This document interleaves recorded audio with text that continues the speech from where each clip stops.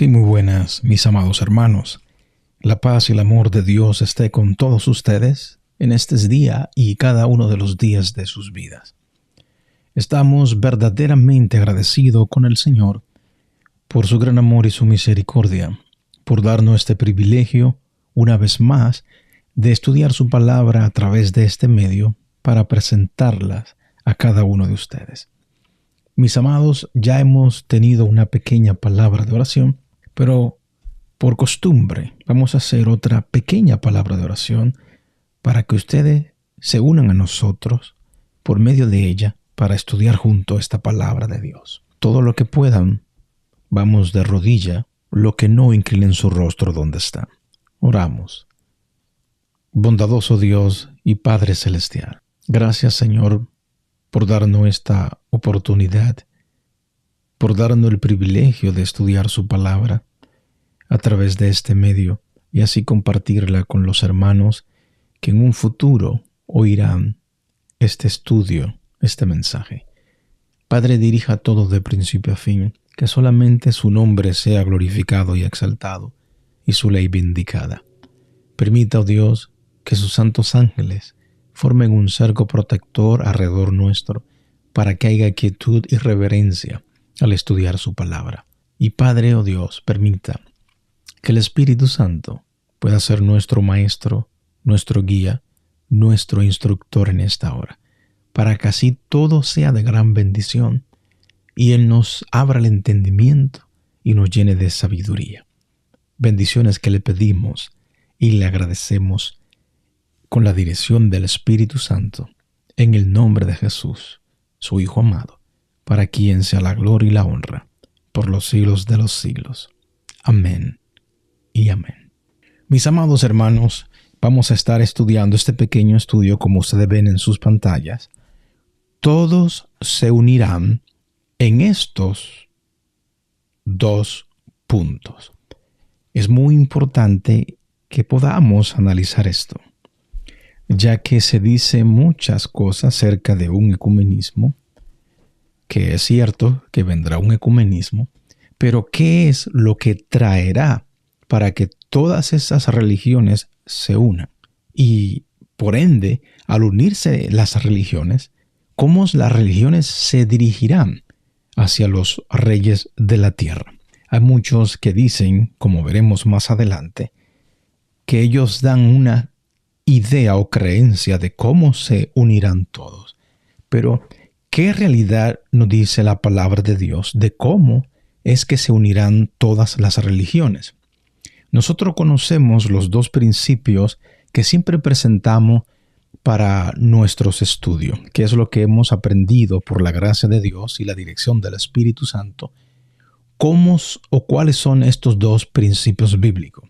El apóstol Pedro nos dice en 2 de Pedro capítulo 1, verso 20 y 21, que la Biblia es su propio intérprete. Nadie, ningún ser humano, puede tomar un verso bíblico, leerlo aislado, fuera de contexto, y manipularlo dándole su interpretación propia a ese verso. Y con ese verso hacer su doctrina y con esa doctrina hacer un imperio eclesiástico. Eso sería erróneo hacer, ya que se nos dice que la palabra de Dios es su propio intérprete. Y para que esa palabra llegue a ser su propio intérprete, debemos de estudiarla, como nos dice el profeta mesiánico Isaías, como ustedes ven en sus pantallas, en el capítulo 28, verso 13, nos explica cómo debe de ser estudiada la palabra de Dios para que ella llegue a ser su propio intérprete. Si nosotros tomamos estos dos principios, no nos vamos a desviar del verdadero significado y el propósito que tiene la palabra de Dios al ser estudiada y al ser presentada a otros. Yo quiero añadirle otro principio que también es bíblico. Como ustedes ven en sus pantallas, este otro principio se encuentra en el libro de Isaías también y es plasmado en toda la Biblia, que también es compartido en el libro de Apocalipsis. El libro de Isaías, el capítulo 8, verso muy conocido también, verso 16 y 20. Allí nos dice el verso 16, «Ata el testimonio, sella la ley entre mis discípulos». El versículo 20 nos dice, «A la ley y al testimonio, si no dijeren, si no predicaren, si no enseñaren conforme a esto, es porque no le ha amanecido». O sea, están bajo oscuridad, bajo tiniebla. Están sin el conocimiento verdadero de la palabra de Dios. Por eso es que el pueblo de Dios, el remanente de Dios, tiene que predicar, así como lo dice la palabra del Señor, conforme a la ley y al testimonio. Lo que prediquen de esta forma, llevarán la verdad y por ende, como dice Apocalipsis 12:17, serán perseguidos por el dragón que es quien representa a Satanás. Satanás, el dragón y sus súbditos perseguirán a todos aquellos que presenten la palabra de Dios conforme a la ley y al testimonio. El versículo 10 de Apocalipsis 19, allí nos dice claramente qué es el testimonio de Jesucristo, por el cual va a ser perseguido el remanente de Dios. El testimonio de Jesús, como dice Apocalipsis 19:10, es el espíritu de la profecía. El remanente de Dios va a predicar conforme a la ley y el testimonio, y ese testimonio es el espíritu de profecía. Cuando usted se le presenta la palabra de Dios, algún predicador que no presente la palabra de Dios conforme a la ley, que es la palabra de Dios, y el testimonio, que es el espíritu de la profecía, tenga mucho cuidado. Hablando acerca del testimonio, que es el espíritu de la profecía, nos dice lo siguiente, esta cita de los testimonios. Una cosa es cierta, los adventistas del séptimo día, que adoptan su posición bajo la bandera de Satanás, primero abandonarán su fe en las advertencias y los reproches contenidos en los testimonios del Espíritu de Dios. Escuchen bien esto. El último engaño de Satanás se hará para que no tengan efecto el testimonio del Espíritu de Dios. Satanás trabaja hábilmente en diferentes formas y mediante diferentes instrumentos para perturbar la confianza del pueblo remanente de Dios en el testimonio verdadero. Para muchos que profesan creer la verdad presente, los testimonios no tienen el efecto que tenían antes. Hay muchas verdades de los testimonios que están siendo rechazadas, como veremos más adelante. Dice lo siguiente: el enemigo ha hecho esfuerzos magistrales para perturbar la fe de nuestro pueblo en los testimonios. Esto es precisamente lo que Satanás se propuso que ocurriría, y los que han estado preparando el camino para que la gente no prestara atención a las advertencias y a los reproches de los testimonios del Espíritu de Dios, verán que una ola de errores de todas clases aparecerán. ¿Cómo se irán rechazando los principios de nuestra fe? Continúa diciendo, es el plan de Satanás debilitar la fe del pueblo de Dios en los testimonios. Luego sigue el escepticismo respecto a los puntos vitales de nuestra fe. Ojo con esto, que esto está sucediendo. Los pilares de nuestra posición. Después sigue la duda hacia las Sagradas Escrituras. Y luego la marcha descendente hacia la perdición. Primero rechazan los testimonios, que son los libros del espíritu de profecía. Luego entrará la duda a las Sagradas Escrituras. Y luego la marcha descendente hacia la perdición. Cuando se duda y renuncia a los testimonios en los cuales una vez se creyó, Satanás sabe que los engañados no se detendrán allí. redobla sus esfuerzos hasta que los lanza en abierta rebelión, la que se forma incurable y termina en destrucción. Mucho cuidado con esto, presentadores de la palabra que dicen supuestamente ser creedores de la verdad presente, que dicen ser parte del remanente de Dios que predica conforme a la ley y al testimonio, pero sin embargo comienzan rechazando los testimonios y luego dan su propia interpretación a las Sagradas Escrituras. Mucho cuidado con eso.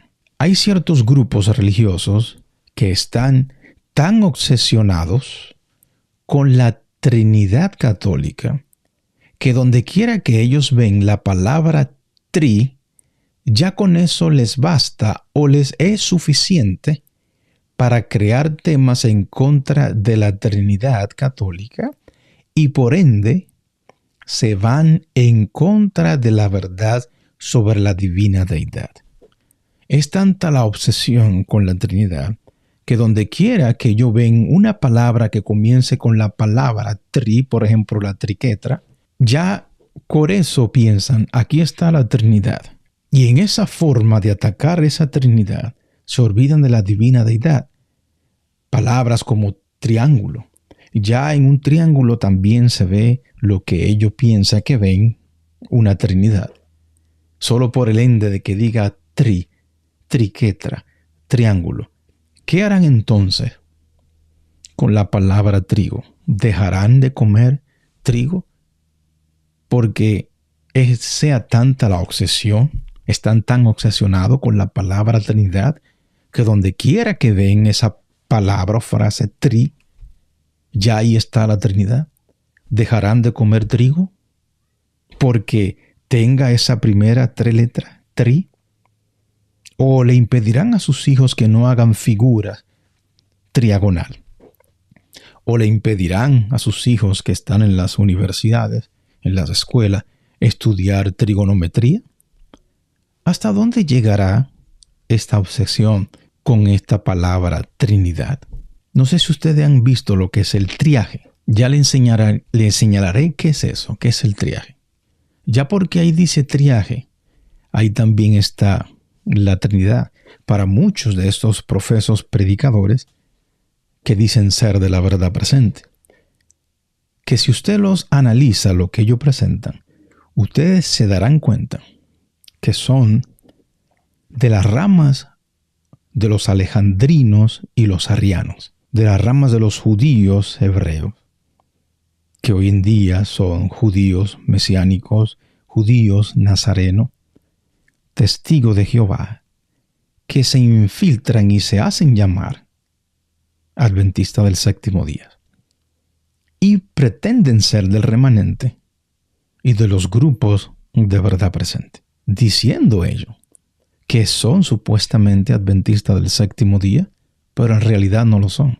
Los adventistas del séptimo día tienen un mensaje. Por eso será conocido el remanente. Van a predicar conforme a la ley y al testimonio. Si no predican conforme a eso, como está verdaderamente escrito, es porque no le has amanecido. ¿Qué es el triaje? Muchos de estos predicadores han ido a tomar, como veremos más adelante, algunas exposiciones y teorías de Babilonia y de sus hijas. ¿Qué es el triaje? El triaje es lo que se utilizaba en las guerras napoleónicas para así distinguir las personas que eran las heridas o los casos de gravedad de cada uno de los soldados que eran heridos. Por ejemplo, el término del triaje es un neologismo que proviene de la palabra francesa trier, que se define como escoger, separar o clasificar. Desde que este término comenzó a utilizarse en las batallas napoleónicas, persiste como concepto de la clasificación o priorización de la atención urgente de pacientes, dando prioridad de atención a los heridos de mayor gravedad.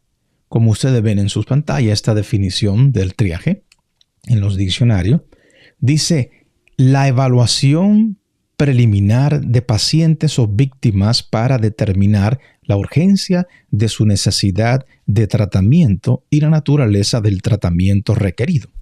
De esta manera, este es el significado de lo que es el triaje. Es donde se clasifican a los pacientes de acuerdo a su gravedad, como ustedes ven en sus pantallas. Estas stickers o este panfleto ustedes lo verán en algunos hospitales o cuando se forman casetas, como se hacen en las guerras, y donde se van a establecer a los pacientes. El color rojo, como ustedes ven en sus pantallas, es el de más gravedad.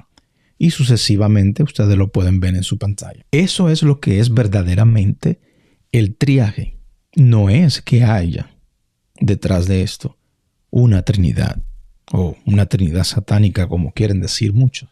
Hubo un teólogo que acuñó el término triaje teológico, tiene por nombre el doctor Albert Mohler, quien, haciendo uso de la premisa de clasificación médica del triaje durante las guerras por los franceses, propone que teológicamente, dice él, hay temas de la fe cristianas que deben ser priorizados por su gravedad o importancia.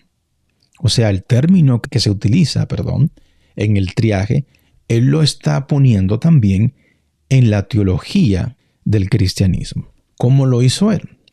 Pues el doctor Marr, el teológico histórico estadounidense, apologeta, catedrático y nuevo presidente de la Iglesia Bautista del Sur del Seminario de Teología en Kentucky.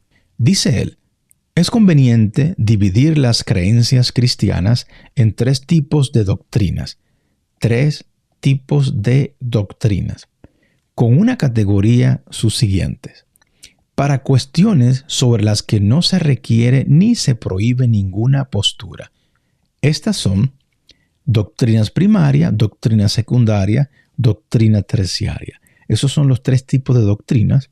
Y adiáfora, cosas indiferentes. ¿Qué es el triaje teológico? Ustedes ven en sus pantallas cómo él lo categoriza, pero solamente le voy a leer la primera, que es la del rojo, como ustedes vieron en el triaje de las guerras napoleónicas que se usan en las catástrofes. También él utiliza el rojo.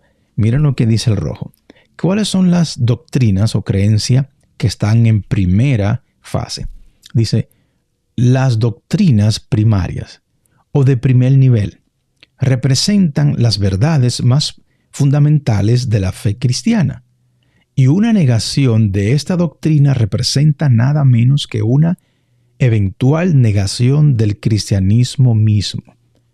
Entonces allí él pone divinidad y humanidad de Cristo, la Trinidad. Eso es lo único que le voy a leer. Ustedes pueden pausar el video y leerla todas.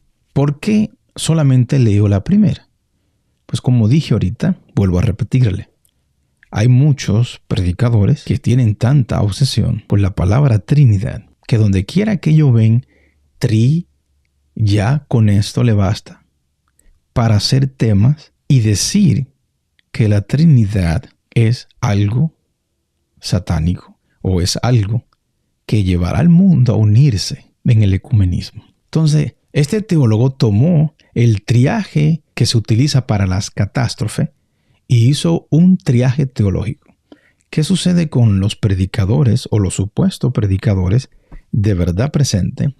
Están yendo a tomar las doctrinas de Babilonia y de las hijas de Babilonia para decir que estas doctrinas van a ser una verdad que unirán a las iglesias. Notemos lo siguiente. Dice este teólogo que la Trinidad es la primera fase o la doctrina más importante para el cristianismo, ¿verdad? Los predicadores lo toman y lo enseñan, cosa como el triaje, el triteísmo, para hablar acerca o en contra de lo que es la Trinidad y hacer entender que a través de esta doctrina, de la doctrina de la Trinidad, todas las iglesias se unirán. Recuerden que el tema que estamos haciendo o analizando, estudiando, es por estos 2 puntos. Todos se unirán. Por estos 2 puntos. Pero ellos están enseñando a la gran multitud a que es por medio de la Trinidad. También ellos toman esto acerca de la Iglesia Católica o del ecumenismo y ponen esta definición.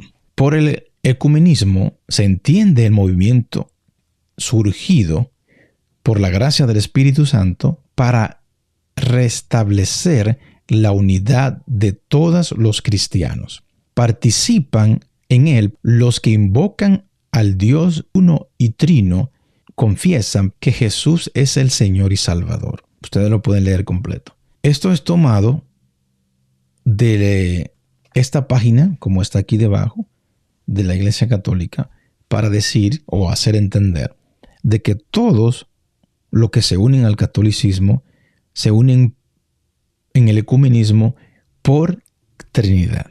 Veremos si esto es lo que enseña la Biblia. ¿Se unirán todas las religiones por la Trinidad?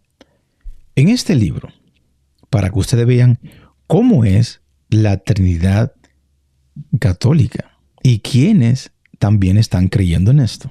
En este libro, en la página 30, aparece esta figura. Y debajo de la figura aparece esto y lo traduje para hacerle entender. Dice, ¿existe solo un Dios? Preguntan ellos. Esta es la pregunta. ¿Is there only one God? Yes, there is only one God. Dice, sí, solo hay un Dios. Mucho ojo. Ustedes notarán que esto es lo mismo que creen aquellos que se declaran y se profesan ser antitrinitarios. Los antitrinitarios creen que solo existe un Dios. Es lo mismo que está en la enseñanza católica. Existe solo un Dios. Cuando ellos lo presentan de esta forma, ellos están haciendo o enseñan de que Jesús no es Dios. Y mucho menos el Espíritu Santo es Dios. Por eso es importante que lo entendamos. Esta parte de abajo está traducida. Escuchen bien. Desde toda la eternidad, el Padre engendra al Hijo y el Hijo procede del Padre. Es lo mismo que creen los antitrinitarios. Dice, desde toda la eternidad, el Padre y el Hijo exhalan el Espíritu Santo y Él, el Espíritu Santo, procede de ellos. Es lo mismo que creen los antitrinitarios. Jesús es engendrado, sale del Padre, y de ellos dos sale el Espíritu Santo. Este es el catecismo. Si ustedes notan, aquí está hablando, creo en Dios Padre, creo en Jesucristo, Hijo único de Dios. Ese credo es tomado de los concilios de Nicea y de Constantinopla. Dice, creo en un solo Dios, Padre Todopoderoso. O sea, para los católicos y los antitrinitarios, solamente el Padre es Dios. Y como dice aquí, creo en un solo Señor Jesucristo, Hijo único de Dios. Es lo mismo que creen los antitrinitarios. Dice el credo, engendrado, no creado. ¿Ven de dónde es que viene esta creencia que tienen los antitrinitarios, los supuestos llamados antitrinitarios? Todos estos grupos creen que solamente hay un solo Dios, pero cuando ellos lo presentan de esa forma, vuelvo y les repito, es para destruir la eternidad, la divinidad de Cristo y la persona del Espíritu Santo. Los testigos de Jehová, ustedes saben que creen. Los mormones, el Islam, creen que Jesús solamente es un profeta. La ciencia cristiana, culto a la Madre de Dios, los pentecostales unitarios, los grupos unitarios, algunas raíces hebreas como los judíos mesiánicos, los judíos nazarenos y como vieron en el credo católico también creen lo mismo. Todos estos grupos están en contra de lo que presenta la palabra de Dios acerca de Jesús y del Espíritu Santo como Dios. Si ustedes analizan y ven y cuentan los grupos, ¿cuál es la gran mayoría? ¿Cómo es que creen todos ellos? Piensen eso. Todos se unirán en estos dos puntos. No es en la Trinidad. Veremos qué nos enseña la palabra de Dios, qué nos dice, y el espíritu de profecía, conforme a la ley y al testimonio. Se debe presentar la palabra. Y ustedes verán cuáles son los dos puntos que nada menciona la Biblia que es en la Trinidad, sino en estos dos puntos que veremos, que se van a unir todas las religiones, y todas las religiones irán a los reyes de la tierra a enseñar estas doctrinas para engañarlo y reunirlos para el día de la gran batalla contra el Dios Todopoderoso. La palabra de Dios nos dice en el libro de Apocalipsis, capítulo 16, versos 13 y 14. Y vi que de la boca del dragón, de la boca de la bestia y de la boca del falso profeta saltaban 3 espíritus malignos que parecían ranas. De la boca del dragón, de la bestia y del falso profeta. 3 espíritus inmundos a manera de ranas, pues son espíritus de demonios, como veremos en el verso 14. Pero el dragón, la bestia, el falso profeta. En esta parte de esta religión salen o surgen todas las religiones paganas y las religiones espiritistas. La bestia, ustedes saben, según lo que nos enseña Apocalipsis capítulo 13 y Apocalipsis 17, que esta bestia es el sistema católico del Vaticano. Y el falso profeta es el protestantismo apóstata, o sea, todos los cristianos o lo que profesan y dicen ser cristianos, pero no lo son porque son falsos. En estos 3 grupos se abarcan todas las religiones. El verso 14 dice, estos son espíritus de demonios que hacen ¿qué cosa? Milagros, y salen a reunir a todos los gobernantes del mundo para pelear contra el Señor en la batalla del gran día del juicio de Dios, el Todopoderoso. Estos grupos religiosos se unirán en 2 puntos. Y ustedes verán que no es en la Trinidad, como enseñan estos nuevos predicadores o predicadores oportunistas. Veremos qué nos enseña la palabra de Dios. Estos espíritus de demonios tienen enseñanzas perversas y doctrinas no bíblicas para alejar al mundo entero de la palabra de Dios. Estos 3 sistemas religiosos creen que los muertos siguen vivos y adoran al Dios Sol de una forma u otra. Veremos si es así. Vemos que el dragón, como decimos, están todas las religiones paganas y espiritistas. Todas las religiones paganas creen que la reencarnación, también conocida como transmigración del alma o renacimiento, es la creencia de que la esencia no física de un ser vivo, mente, alma, conciencia, energía, continúa existiendo después de la muerte biológica y reencarna en un nuevo cuerpo. O sea, todas estas religiones paganas que caen bajo el rango del dragón, todas ellas creen en la reencarnación. El budismo, el shintoísmo, el confucianismo, todas esas religiones que terminan en ismo, creen en lo que es la reencarnación. Para la bestia y el falso profeta es similar, pero ellos le conocen como lo que es la teoría de la inmortalidad del alma.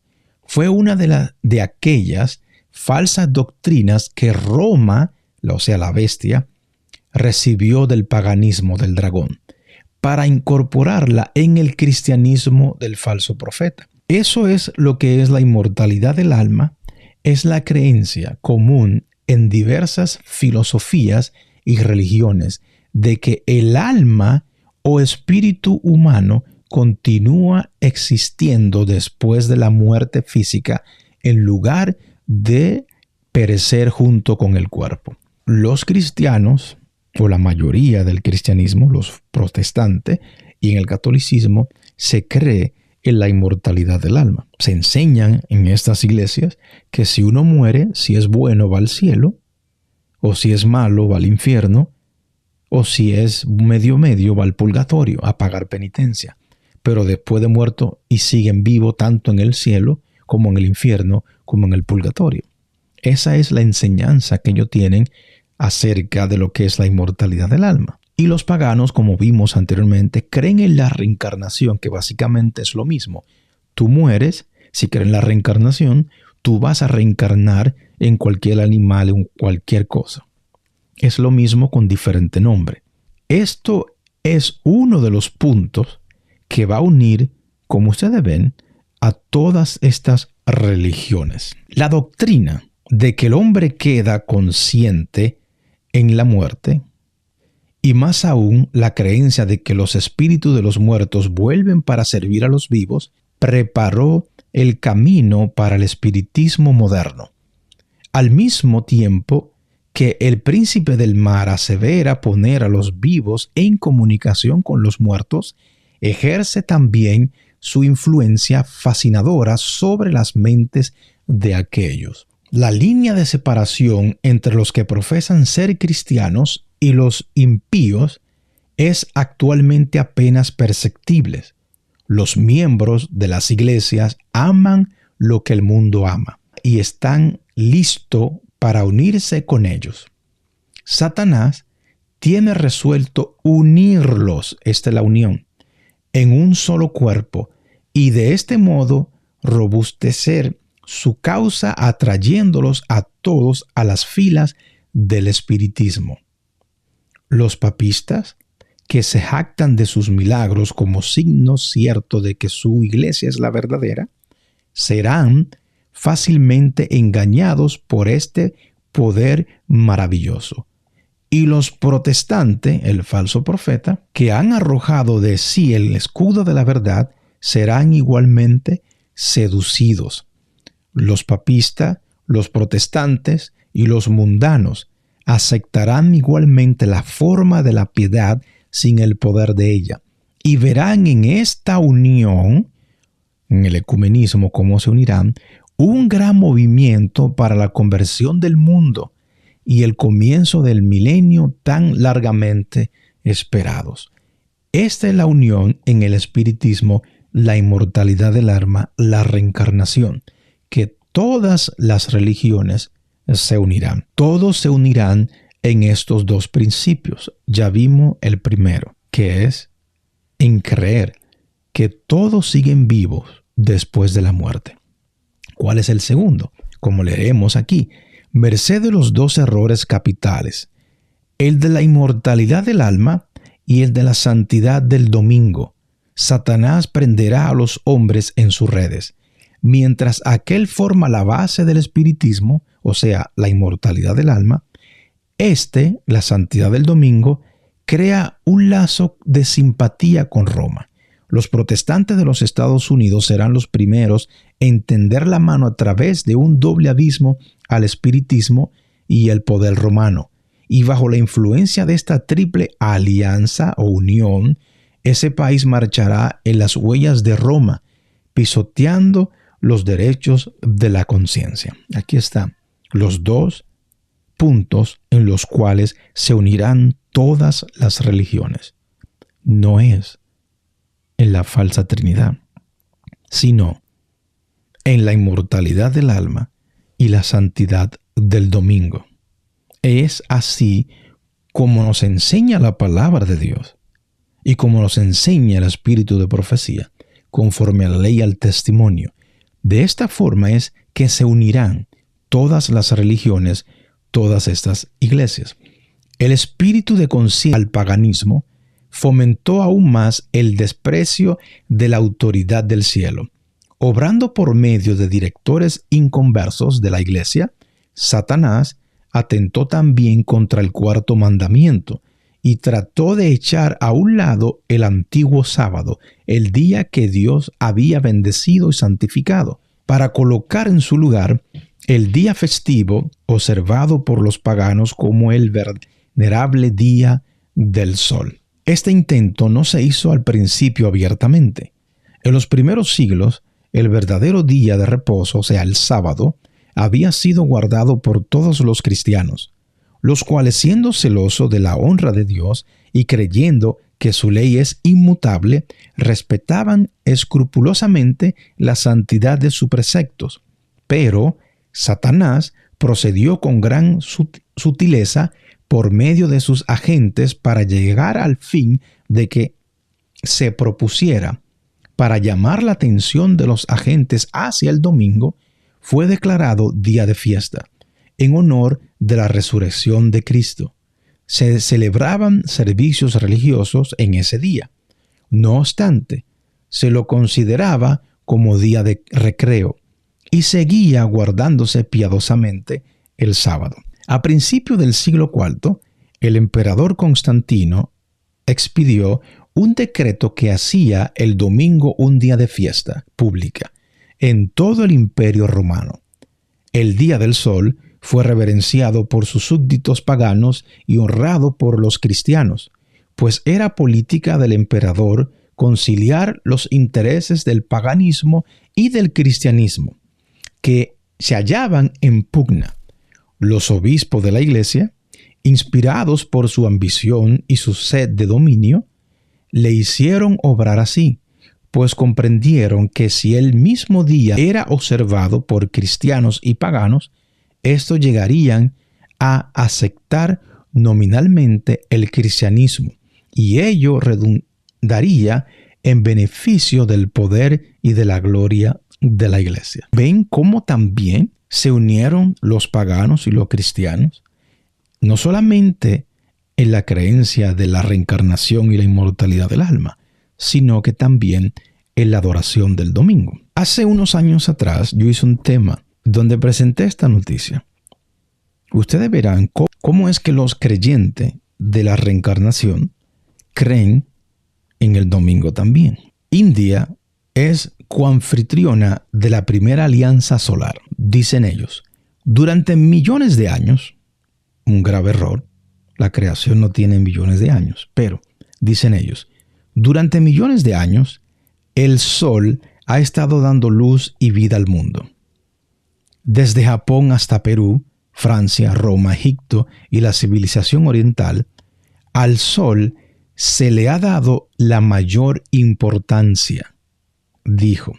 Pero desde el punto de vista de la India, durante miles de años, el sol ha sido el centro incomparable. En la India, los Vedas, desde hace miles de años, han considerado al sol como el alma del mundo.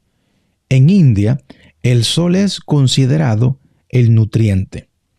Ahora que estamos buscando una forma de enfrentar el desafío del cambio climático, tenemos que mirar hacia atrás en una visión antigua de equilibrio y perspectiva, agregó. Swara usó 5 nombres en sánscrito para el dios sol.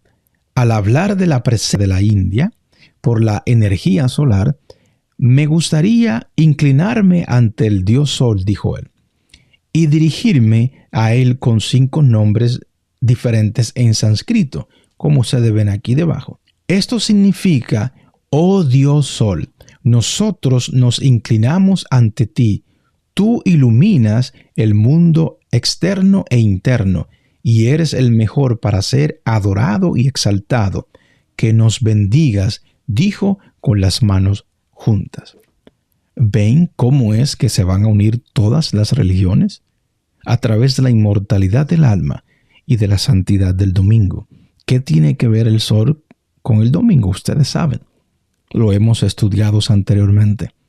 Y el domingo es el día del sol, que es el día de adoración del falso profeta y de la bestia. Y como ustedes ven en sus pantallas, también los que creen en la reencarnación, las religiones paganas, también adoran al dios sol. No es que todas las religiones se van a unir por la Trinidad, como están enseñando estos predicadores. No es a través de la Trinidad, es a través de estos 2 puntos principales. A esta reunión, Tirumurti dijo que se unieron o asistieron 21 jefes de estados y jefes de gobierno, varios altos ministros y burócratas, además de participantes de bancos multilaterales y las Naciones Unidas.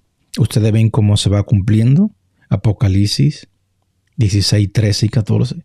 Y vi salir de la boca del dragón y de la boca de la bestia y del falso profeta 3 espíritus inmundos a manera de ranas que van donde los reyes de la tierra para reunirlo y engañarlo al sol o al domingo a través de la adoración al sol, y también creyendo en el espiritismo, la inmortalidad del alma. No es a través de la Trinidad.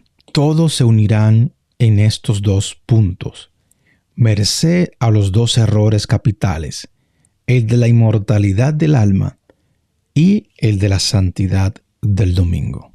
Mis amados hermanos, bendiciones. No se dejen engañar. Abran los ojos espirituales. Permitan que el Espíritu Santo, la tercera persona de la divina deidad, le unja sus ojos con colirios. Él es el prometido para guiarnos y llevarnos a toda verdad. Conoceremos la verdad y la verdad nos hará libres. Tengan mucho cuidado con estos predicadores. Bendiciones, mis amados. Hasta la próxima. Y recuerden, queridos, que creer en Dios y creerle a Dios son 2 cosas muy diferentes. Bendiciones.